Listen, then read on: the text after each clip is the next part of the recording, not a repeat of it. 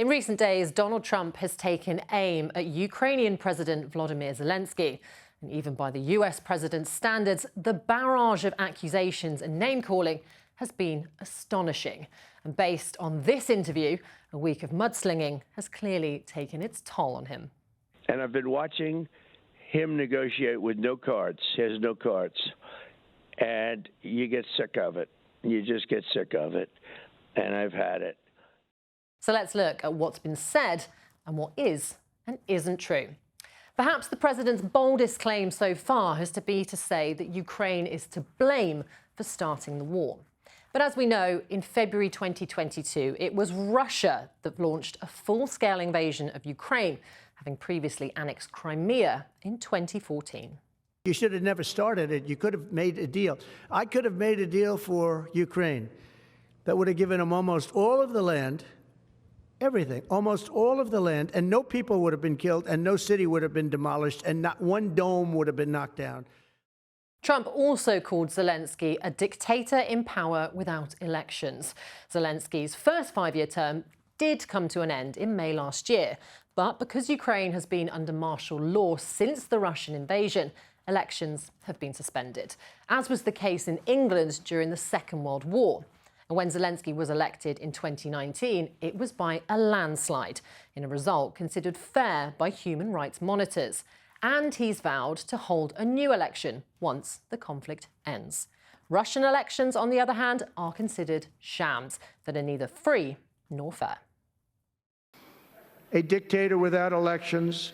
Zelensky better move fast or he's not going to have a country left. Got to move fast, because that war is going in the wrong direction. In the meantime, we're successfully negotiating an end to the war with Russia. Trump also said millions have been killed in the conflict. This, again, isn't correct. The latest figures estimate it's closer to 250,000, which is still a horrendously high number. The US president also claimed that Zelensky had a 4% approval rating in Ukraine. It's not clear what source he's referring to, but one survey this month estimated President Zelensky's approval rating at 57%, which is more than Trump has in America.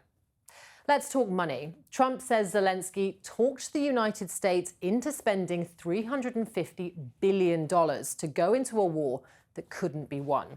According to Trump, the US has put in $200 billion more than Europe, and that Europe will get its money back, while the US won't. That, again, is not true. In fact, it's never been true that the US has spent more than Europe. Looking at this graph from Kiel Institute in Germany, it shows that as a whole, the US, the red line, has always lagged behind Europe, the blue line, when it comes to funding. Other claims which are hard to verify include Trump saying that Zelensky wants to continue the war to keep the gravy train going, and that this war would never have happened if he'd been president.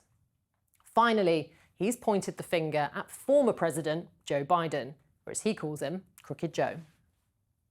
There's no profit for anyone in having World War III, and you're not so far away from it. I'll tell you right now, you're not so far away. If we would have had this administration for another year, you would have been in World War III, and now it's not going to happen.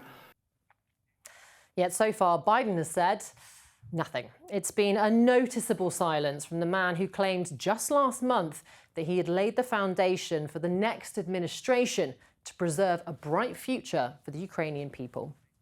Ukraine was already fighting a war on the ground and in the air, and its leader has found himself in a war of words with perhaps one of the world's most powerful and unpredictable men.